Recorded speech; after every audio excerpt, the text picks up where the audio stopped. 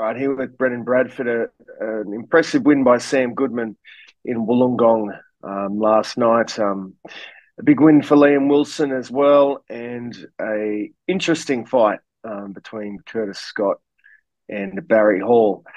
Brendan, first sort of reactions to Sam Goodman's performance first off. You got to give a shout out to the Rockman. He was a lot tougher than I think almost anyone gave him credit for, excluding Sam Goodman. Sam Goodman was the only one like this bloke is actually a dangerous fella. He came forward from the opening bell, and a lot of people after 6 rounds had it dead even. But Sam pulled away, and I didn't realize until after the fight that he actually had a broken hand. So it's tough to figure out what to make of it because he fought 8 rounds with the busted left hand. He said he started feeling it in round 4. It went bad in round 6, and then he threw it and connected in round 9. And he was like, "Yeah, no, this is terrible." So yeah, it's hard to say. Like if he had 2 hands, do you think he would have stopped the Rockman, or was the Rockman a little bit better than we gave him credit for in the lead up? Man, I reckon the Rockman was a lot better than we gave him credit for. I was saying to our colleague Tommy Natton from Sporting News that I'd been doing a bit of research into the Rockman, and his style coming forward and just so relaxed. He didn't really look flustered in there. But the thing that stood out for me was that Sam Goodman can take a punch as well. Like his chin's pretty bloody good because the Rockman hit him a few times. Oh man, Goodman yeah, didn't really flinch. yeah, spot on. He got him a Yeah, couple of times too. Like he got him. yeah, And it's one of those things where, I think I've spoken to Sam about this before, but it's like you can't show everyone how good your chin is until you get punched in the face like that. And he's never really been hit that way. And yeah, man, yeah, he withstood it. He took those shots, and he wasn't rattled at any time. Like he wasn't staggered. There were times where you're like, man, if he gets hit with a couple more of those, you're starting to think, shit, he could get knocked out. But it was a good test, and he had to overcome a few things with the hand. Overall, what did you reckon? I thought it was such a good night of fights. Like, it was a slow sort of a burn as a build up. I think you probably agree. Like, it took a while to swing into it, but then once the fights happened, yeah, so there was some good action on Wednesday night. Yeah, it was an interesting build up. I mean, the thing that stood out for me was Sam's reluctance to want to talk about Inoue. And it was difficult to sort of, because that's the sort of selling point online and whatnot. So when there was a little bit of pushback there, he sort of just wanted to focus on his fight. There wasn't much else to really go in detail on. But then the actual fight, like I actually thought it was a much closer fight than the judges had it. Can, can we can we look at the 119-109? That's shocking. Like there's hometown judging, and then there's that. That's crazy. That is Yeah, ridiculous. I And don't know. we'll get to some of the other fights on the card, but that wasn't the only officiating thing I want to raise today. But the 119-109 is no good. No good. Yeah, yeah. I actually had a close fight. I'd probably definitely 3-4 rounds to the Rockman. Yeah. Probably 3 rounds. You could probably case for 4. But to give him 1 round, I just couldn't believe that. Couldn't Um, believe it. Yeah, I probably gave him 3 of the first 6, and yeah, maybe one of the into the you know third quarter of the fight, and then I think Sam's probably pulled away little bit at the end. What about the Rockman? I call him the Rockman, Worawut. Every single round from from round 3 or 4 onwards, he would come back after the bells end the round, and he would go to his corner and start bouncing and jumping around and Yeah. showboating and looking at us and everything. And for a round or two, it was like, mate, this guy's here. It's good. But then Mm. he gets around 9, 10, and 11, and he's still doing it. But during the rounds, he's visibly tiring. Like, maybe just don't do that. Maybe just have a sit down and see how you go. But yeah, What did you make good on of the rock, man. what did you make of Semi? He was coming forward the whole night, and sometimes you're like, he doesn't need to do this. You know what I mean? It Yeah. was almost like he felt expectation in a way to try and get a knockout or try and you know. Well, it'd be hard not to think about it, right? Like everyone's been Mm. talking and asking him about Inoue and do you need to put on a statement and blah blah blah. And Guilty. it'd be tough not to have that in your mind, especially hometown crowd, your fans there headlining again in your hometown. If that was the case, yeah, I can see how that would happen. Mm. Um, there's the other argument as well. Like he took those shots, but maybe he felt like we see Tim Zoo do quite often. Maybe he felt those shots in the first couple of rounds. It was like, yeah, that's fine. I can handle that, and Yeah. and was able to be a bit more aggressive. Um, yeah, you never know, but Yeah. I Yeah. No, know I'm I just speak. Yeah, he got scans today on the left hand, and they're expecting them back this afternoon.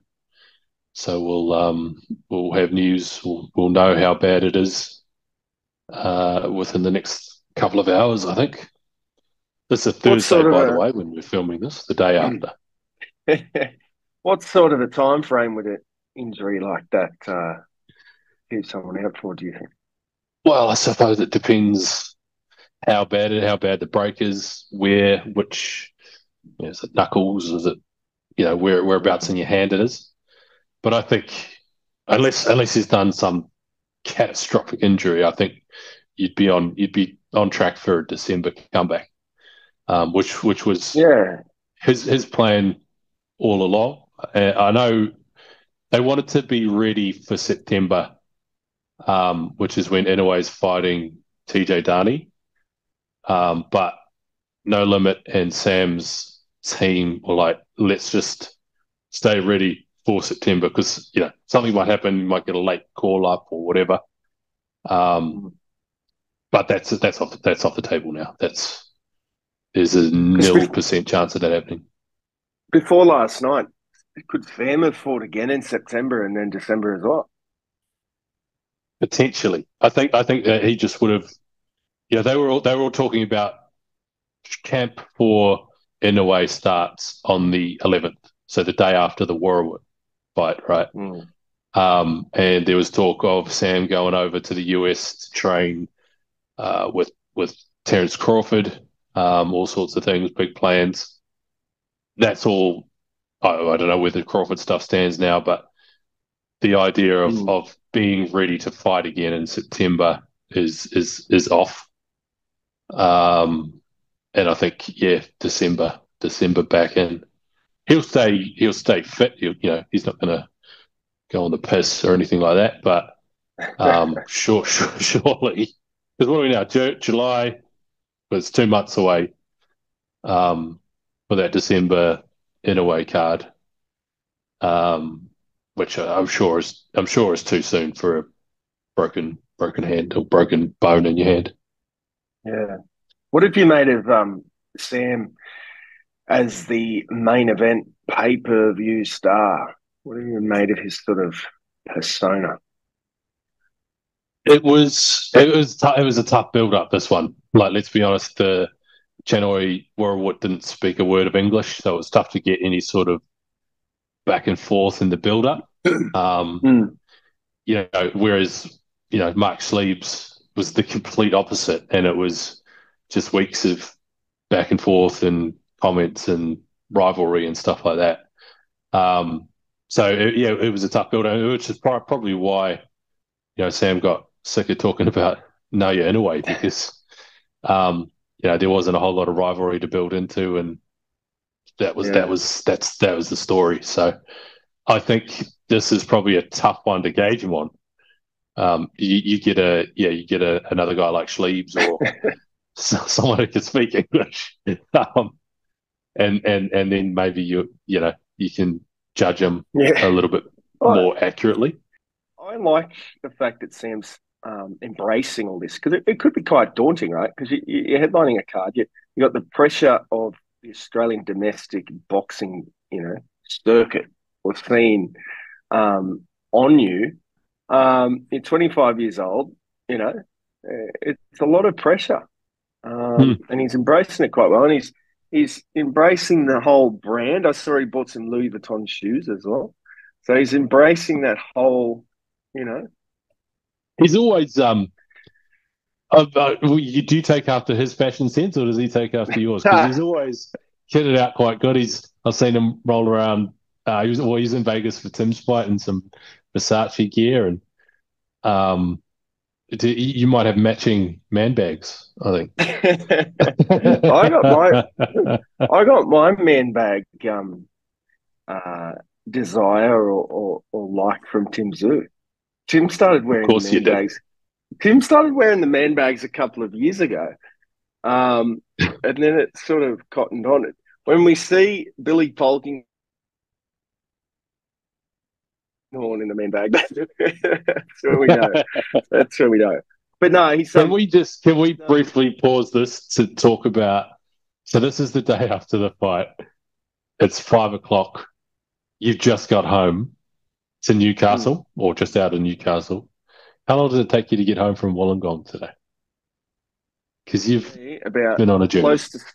Close to 6 hours. So if I left Wollongong at about 10:10 and got to Sydney in Strathfield probably about 10 to 12. And then I had some Oporto and had to wait for the train. Got the train from Strathfield at 12:40. Got back to Newcastle at around 3. Then waited for another train, caught that up into the Hunter Valley, and then ordered a taxi from the train station and got back to my house about 4:10. About 6 hours. It's not all glamour. It's not all glamour and Dior man bags on the circuit, is it? I could have got to Perth quicker than it took me to get to Wollongong. Oh, seriously. You could have got to Perth quicker. But no, the lifestyle on the circuit, mate, is not all it's cranked up to be. But it's not always glamour and beers. No, definitely not. But Liam Wilson. Mr. Damage Wilson. Lightweight debut. What did you reckon? Started well? He started really well. I don't know if he fatigued in the middle rounds or Yusuf was doing so much moving early on that, perhaps Liam got tired, following him, for the lack of a better word. And in those middle rounds, things really tightened up. But, I don't know. It was a good performance. I mean, he got a great knockout. So, onwards and upwards. Really entertaining fight. And I tweeted out the scorecards afterwards, and Yui Tib had won the final rounds 5, 6, and 7 on 2 cards, and 6 and 7 on the other. So Liam was ahead on all cards, but Yusuf Tib was coming back. And it looked like he was really having a few good moments. Towards the halfway point and beyond of the fight. And then, I mean, man, how many times have we seen Liam Wilson just throw out that devastating left hook and drop guys? We were sitting, he fell right in front of us, right? And Yui he fell down and then they rolled him on his side. And it's like, man, it's never a good look, eh? And I couldn't, Mm. from where you and I were sitting, and Walshaw and Tommy is like, you couldn't see his face. Like, geez, is he out? Mm. Is he all right? There's a couple of scary moments there.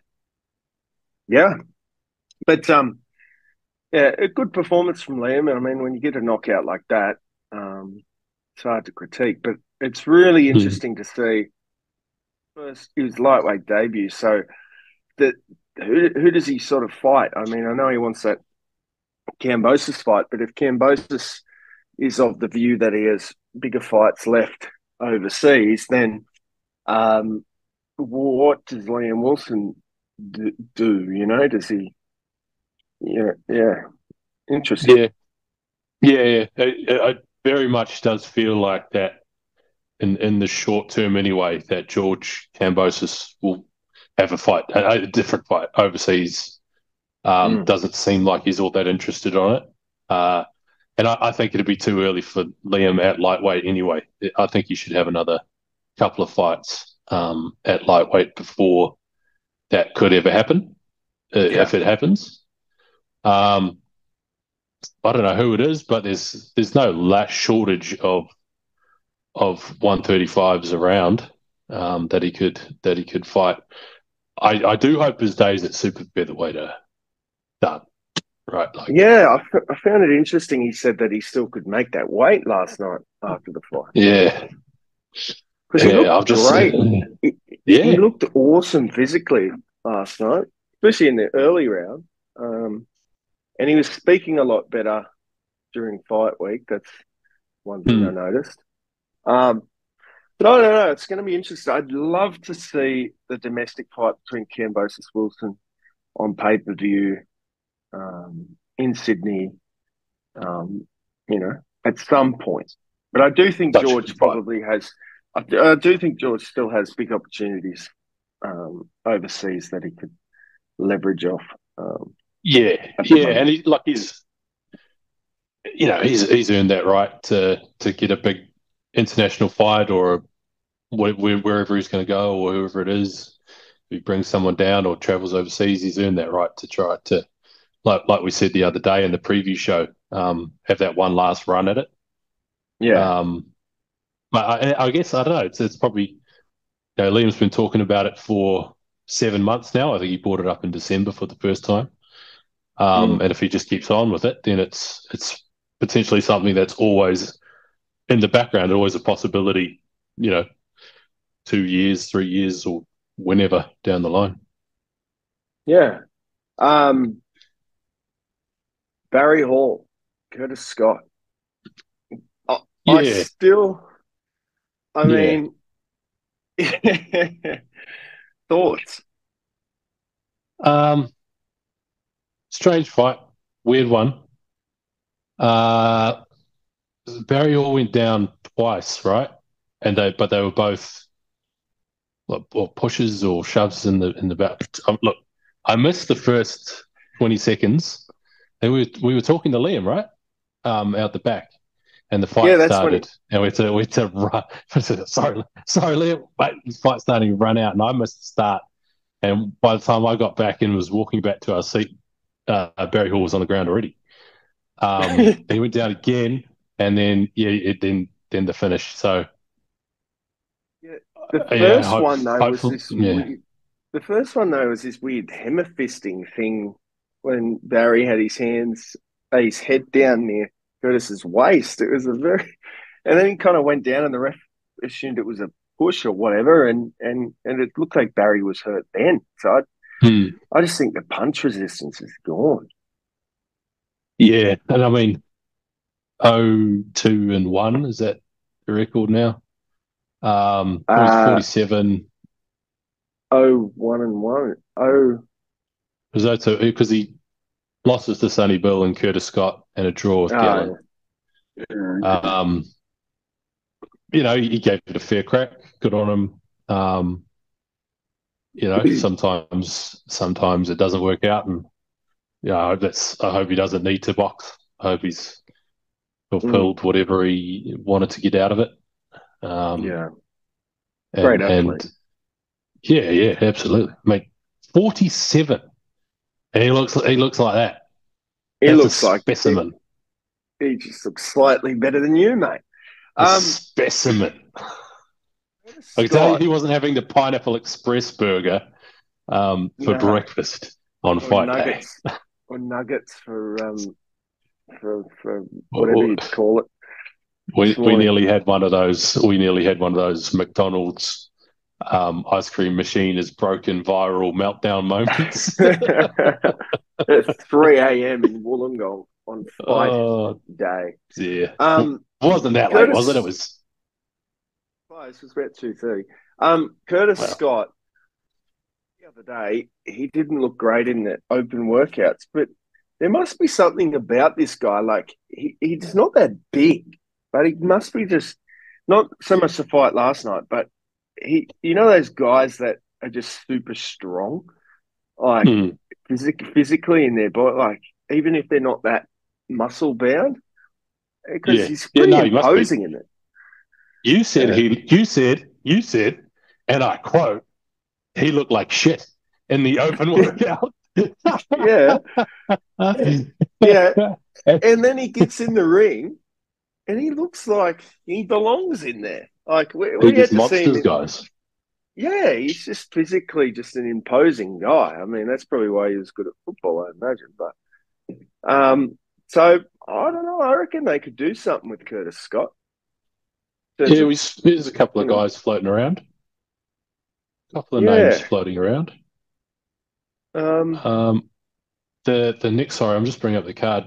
The next one, Munir Fatty, Great win, massive scary. first round knockout win over Anton Markovic, and this was the other.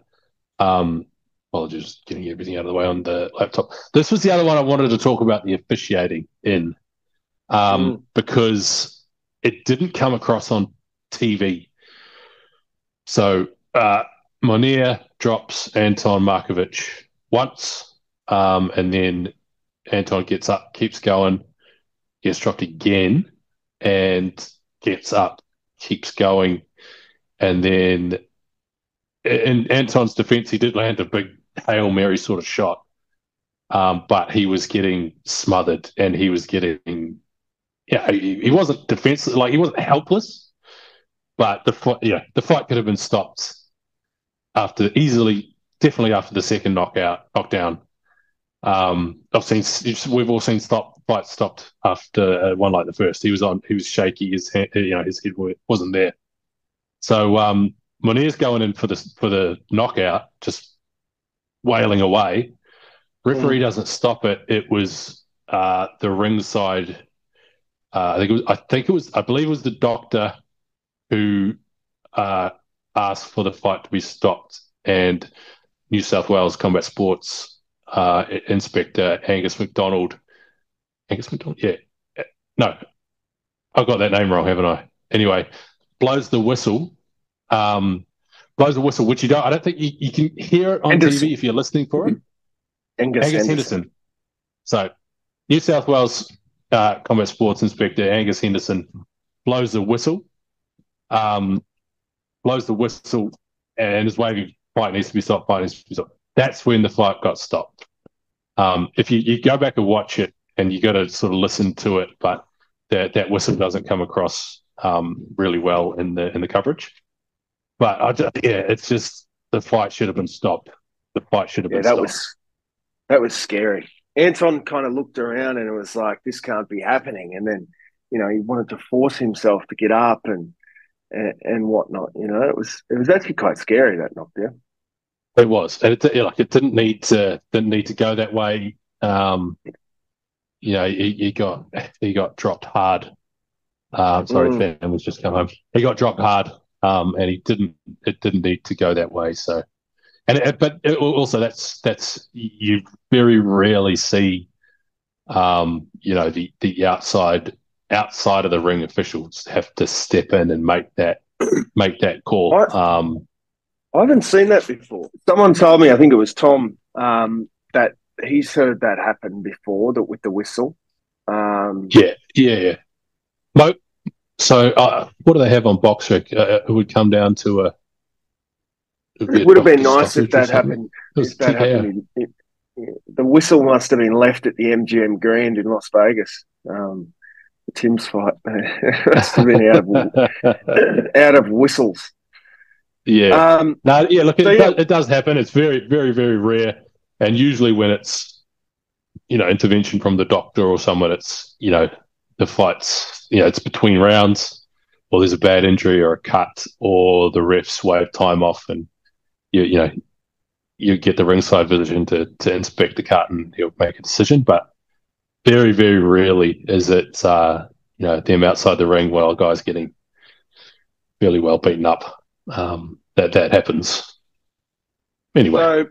So how'd you find the card in general, the whole event, the week, the circuit? How did you find it all? I enjoyed Fight Night. It felt like it went by really quickly. It felt like the whole night we were just it was fight, go to interview afterwards, walk back out, and there's another fight on. Which I like. I like that pacing. It's high paced. It's a bit frenetic at times, but I thought, I enjoyed it. There was some good fights. Like I don't think there wasn't a fight on that card where it's like, wrap it up. It's very rare you'll get any card wherever, anywhere in the world in boxing or MMA where it's like you don't have at least one fight on the card, and it's just like we don't need to be sitting here through this. I thought it was pretty good.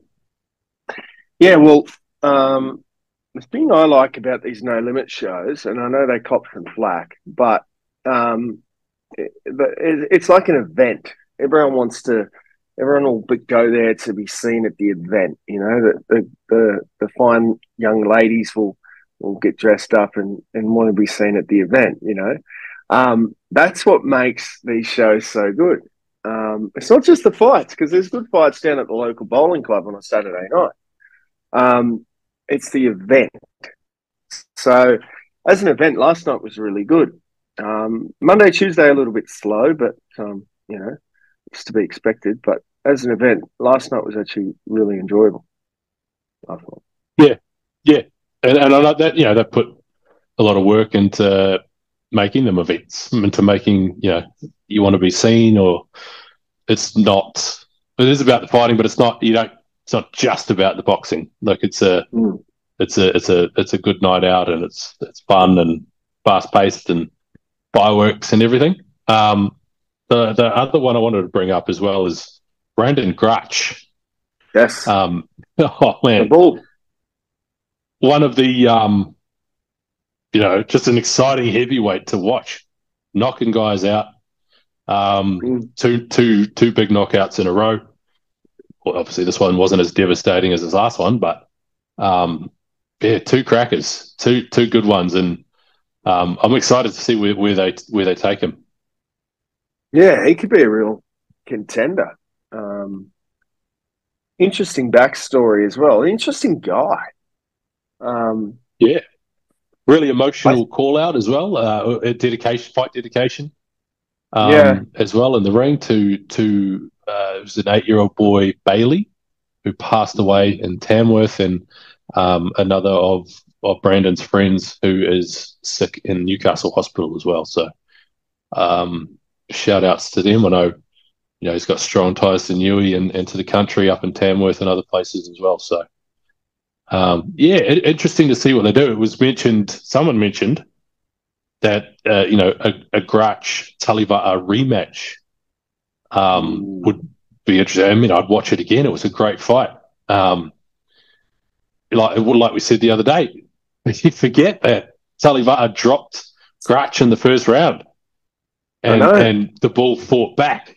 And like I've been saying this everywhere as well. I'm invoicing Ben Damon for the line he used when Brandon Grutch got the knockout. You mess with the bull, you get the horns. we were walking into the arena, and I said, "Do you got any canned lines for this heavyweight fight? Because there's going to be a knockout." And he said, "Nah."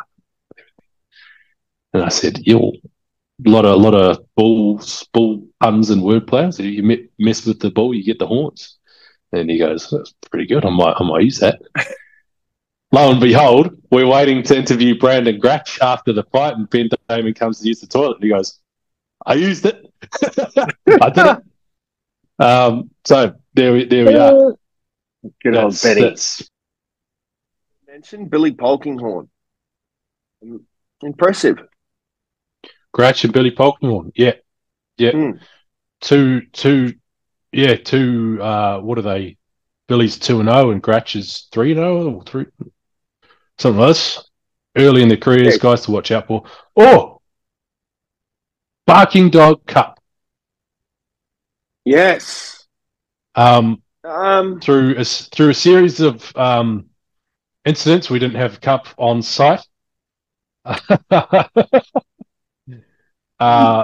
Who do you think?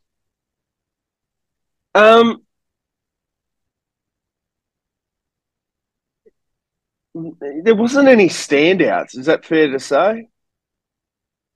Chanel Dargan. Chanel Dargans was good. That was cool. That was really cool. I really liked Polkinghorns. They played a song called "Forever Blowing Bubbles," which is the West Ham supporter song, and he's a diehard football fan. That was pretty good. That was cool. What else was there? Well, we need to get some of the boy. Tom had someone else. Tom went with someone, I can't remember who he said he mentioned, but it was another one. Wasn't Johan Lind, was it? Might have been. Well, no, because you got to win. You got to win to be in contention. Yusuf Dib, what was his? Well, he walked out to Kendrick, and that was cool. But again, you've got to win. What about the Rockman? What was his ring walk? I don't know what that. I didn't see any ring walks last night. I was actually working last night. That was the other thing. I saw the undercards, all the fights on the undercard, but then for the entire pay-per-view card, we'd go out and do the interviews backstage, and you could literally hear them introducing the fights, the fighters. And I think I watched Billy Polkinghorns. We were done with that, but I think I missed everyone else's. Yeah, I watched Billy, Manier, and Goodman Wilson fights. The rest I was out the back doing a bit of a roaming. Card. Zuko and Mizudia. What's that? Sorry. Night. The next card, Nikita Zub. Yeah. Cohen Mizudia announced last night. Good fight. Great fight. One that we've thought or hoped was going to happen 4 months ago. We all thought it was Mizudia, sorry, and then Cohen perforated his eardrum in a win over Travis Druce the last time we were in Wollongong on the Goodman Schliebs undercard. So that delayed that. Nikita defended against Danilo, and now we've got the fight. So it's going to be in late August. They haven't officially settled a date, but it's late August. And they don't have a venue yet either. They didn't announce that, but good fight. A lot of history between these two guys. Not a rivalry, no sort of genuine hatred or anything there, but just a lot of they're both around the same weight in Sydney. They both come through the ranks together, so they just know a lot about each other. And obviously, Cohen's fought on a few Tim Tszyu cards. Good one. I'm looking forward to this one. We'll do another. What are we calling this? A podcast at the pub during fight week. That was good. I enjoyed it. Yeah, well, I thought it looked good. I've received a few comments saying that it was cool. Yeah. They liked it. People liked it, so that was nice. The one last thing I wanted to bring up, I don't know if you've got anything else, but Lieutenant Dan Hennessy back in action. Yes, the Um, great man. the great man had a rough couple of weeks or a month or so. Um, was going to step away, copped a lot of, just copped it. And Mm. so much of it was just over the top and unnecessary and just ugly, just yuck. But awesome that LT back on the scene, back over calling cards, and just a big uplifting presence during fight week. Thought he did well last night as well. He, Yeah, he was good. Yeah, yeah, he was great. And yeah. I'm glad the show rolls on with Lieutenant Dan. So what's next for you, mate? What's on tomorrow? What do we got tomorrow? I'm writing actually writing a football yarn, which is rare for me, but also I've got another story, a UFC story with around Adesanya and Dricus du Plessis, so that'll be tomorrow or Saturday, I think. So that's on Very the nice. cards. What about you? Have you got any interviews, any follow ups coming?